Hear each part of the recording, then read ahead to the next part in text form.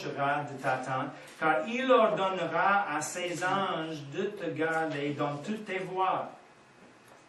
Dieu, il ordonnera à ses anges de te garder dans toutes tes voies. C'est bon, c'est la protection. Okay? Ils te porteront sur les mains de peur que ton pied ne heurte contre une pierre. Tu marcheras sur le lion et sur l'esprit, tu fouleras le lionceau et le dragon. Alors, nous avons les anges de Dieu autour de nous pour notre protection. Peut-être, je ne sais pas, mais peut-être il parle de notre ange gardien ici. Parce qu'il dit, il ordonne à ses anges de te garder dans toutes tes voies. Je ne sais pas, mais d'une façon ou l'autre, nous avons les anges avec nous pour notre protection. Et c'est le verset ici, on va tourner à Luc 4, c'est le verset que le diable a cité à Jésus. Luc 4, verset 9 à 12.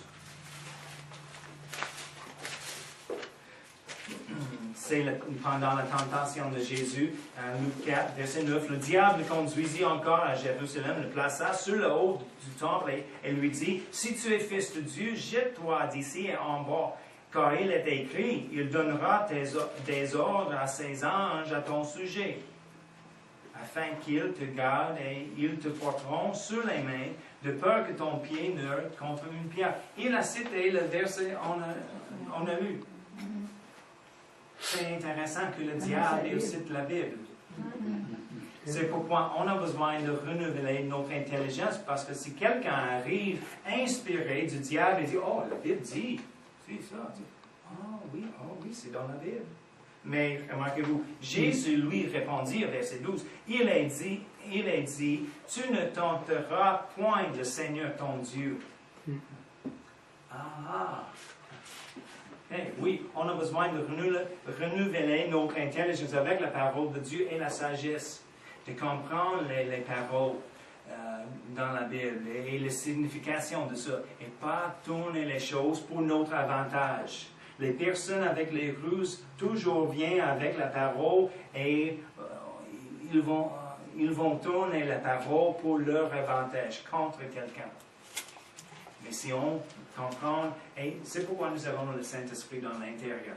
On peut dire, le son est bon, mais on manque quelque chose ici. C'est pas correct. Il y a juste un témoignage du Saint-Esprit dans l'intérieur. Il parle la parole de Dieu, mais c'est pas exact. C'est pourquoi on met la confiance dans le Saint-Esprit, notre enseignant. Okay? Alors,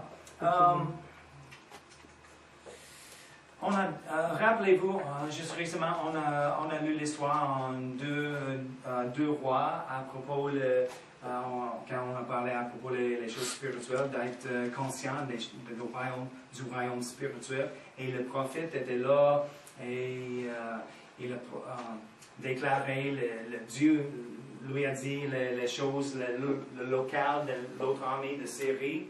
Et le roi de Syrie dit, « Hey, c'est qui est l'espion parmi nous? » Et la personne dit, « Oh non, c'est le prophète. Dieu parle dans ses oreilles les choses que tu as dit dans ta chambre. » Et l'armée n'était pas coincée jamais.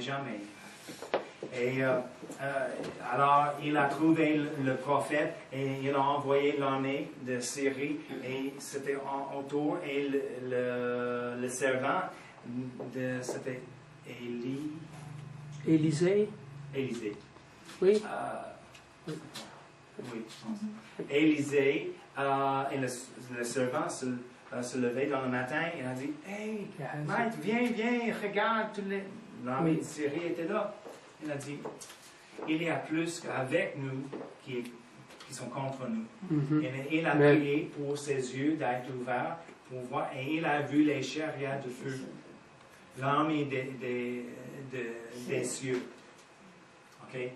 Alors, c'était les anges. Alors, il y a plusieurs exemples dans la Bible comme ça. C'est pourquoi, attendez à Matthieu 26. Matthieu 26. Parce que quand la Bible parle à propos de l'armée de Dieu, elle parle des anges. Okay? Matthieu 26, verset 53.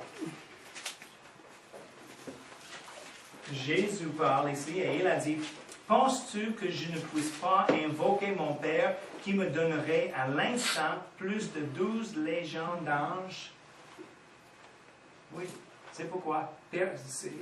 Souvent, il y a une discussion. Qui a tué Jésus? Personne. Il a donné sa vie. La Bible dit, il a donné sa vie. Parce que, ici, il dit, hey, je suis capable d'appeler mon Père et il va envoyer beaucoup d'anges. Mais il ne demande pas pour ça. Alors, c'est les anges, c'est pour la protection, c'est disponible pour nous. Tenez à Hébreu 1. Hébreu 1.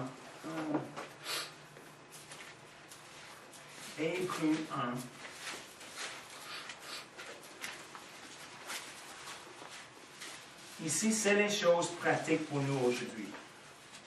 C'est bon, c'est pratique de comprendre. Nous avons les anges. Ok. Gardez la place là, Hébreu 1, et aussi, tournez à Psaume 103. Psaume 3, verset 20. 103. Psaume 103. Okay. Alors, nous avons deux places, Hébreu 1 et Psaume 103. On va commencer à Psaume 103 et verset 20.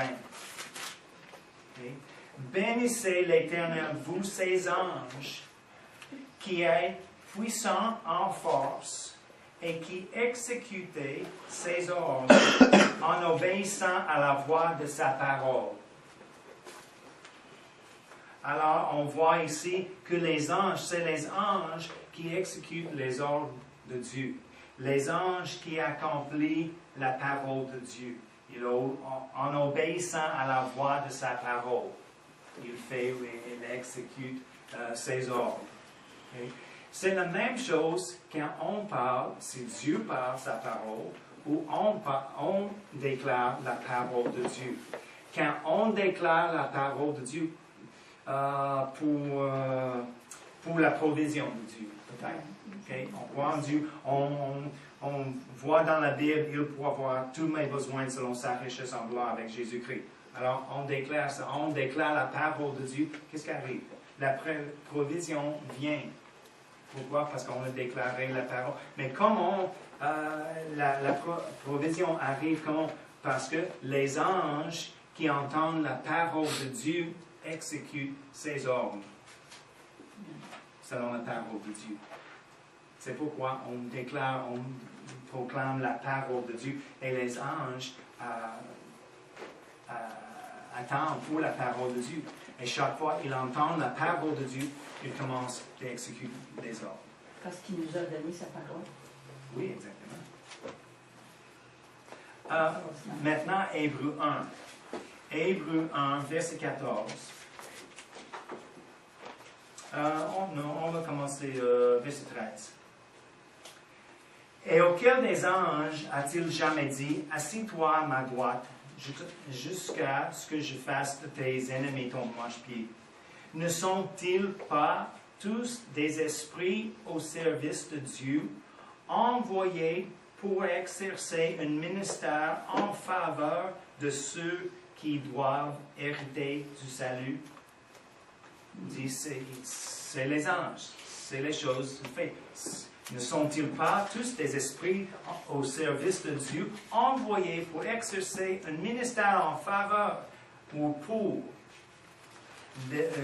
ceux qui doivent hériter du salut? Alors les anges sont employés pour nous, de faire les choses pour nous. C'est pourquoi, alors si on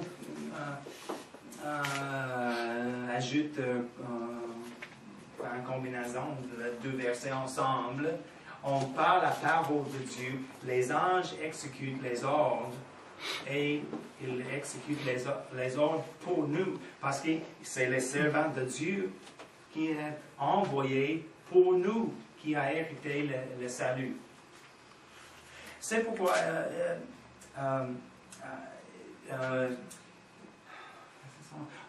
Ken Fagan, Qu'est-ce que son nom?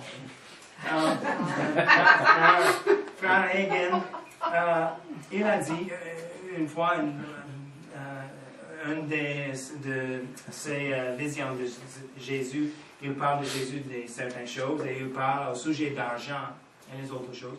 Mais concernant l'argent, Jésus dit, ne prie pas à propos de l'argent. Il a dit, simplement, prends l'autorité sur le diable et dit, diable, ôte tes mains de mon argent. Parce que c'est souvent, le diable, il essaie des choses d'arrêter les provisions de Dieu d'arriver. Et il a dit, après ça, dit, va, les esprits qui font le ministère de Dieu, causent l'argent de venir. Et Kenneth Hagin, dans la vision, il parle avec Jésus, il a dit, ok, je comprends les choses de prendre l'autorité sur le diable. Il dit, arrête, je comprends. Mais pourquoi tu dis, va tes anges, allez, porter l'argent? Il a dit, as-tu jamais lu la verset en Hébreu 1? Il a dit le verset ici. Et il a cité le verset ici. Jésus a dit le verset ici, Hébreu 1, verset 14. Parce qu'ils sont envoyés pour exercer un ministère en faveur de ceux qui doivent hériter du salut. C'est intéressant. Il a dit, après ce jour-là, il n'a jamais prié encore pour l'argent. Oh Seigneur, s'il vous plaît, donne $50 cette semaine. Non, il a déclaré la parole de Dieu. Il a déclaré combien d'argent il a besoin. Et en même temps, dans la foi. Okay? Parce que quelqu'un va dire, oh, OK, on va déclarer $10,000, $10 millions. Pourquoi pas? Et jamais encore. Je ne demande pas au prix. Vous pensez de l'argent encore le reste de ma vie. Non, on a besoin de laisser. On parle et déclare les choses par la foi. Si on n'a pas la foi pour une grande provision comme ça, on a besoin de commencer à la pointe de notre foi. Alors, et il a dit, il a commencé de pratiquer les choses et mettre les paroles en pratique. Et je sais, c'est juste un verset, mais si on fait une combinaison des versets comme ça, on peut voir les principes. Quelqu'un va dire, est-ce que c'est tellement important de toujours commander les anges ou déclarer la parole ou un ou l'autre? On peut devenir trop conscient d'une formule. Et sans le cœur de Dieu, sans les principes et la parole, et juste, OK, A, B, C. OK, well. Non, c'est une relation avec Dieu. OK, on prend le cœur de lui. Et on peut mais on voit en même temps les principes et on peut pratiquer les principes et la parole de Dieu. Alors, ne soyez pas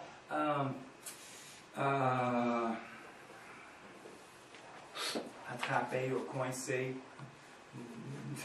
dans une certaine façon, une idée. Oh, j'ai besoin de faire. Non, si on déclare la parole tout le temps, c'est les anges qui. Mais il y a les extrêmes, les personnes extrêmes qui parlent toujours aux anges. Ce n'est pas nécessaire. Oui, on peut parler aux anges, mais c'est dangereux, je pense, si on fait une habitude de parler aux anges tout le temps. Okay? C'est un extrême. Dieu est notre Père. On prie à Dieu, on peut parler à Jésus, on peut parler au Saint-Esprit, on peut commander les anges, mais tout avec un équilibre. D'accord? C'est assez pour ce soir et on va continuer juste avec un autre verset ou deux pour les anges, ensuite les démons, de comprendre, parce que nous avons un ennemi, alors on a besoin de comprendre comment l'ennemi fonctionne. Parce que pendant une guerre, si on ne comprend l'ennemi, c'est la trouble. Okay? Alors, merci Père éternel, merci pour ta parole, merci pour tes promesses, dans ta parole. Oh, aide-nous cette semaine de vivre pour toi et de marcher par la foi et dans ta parole, plus en plus, Seigneur, dans le nom de Jésus. Amen.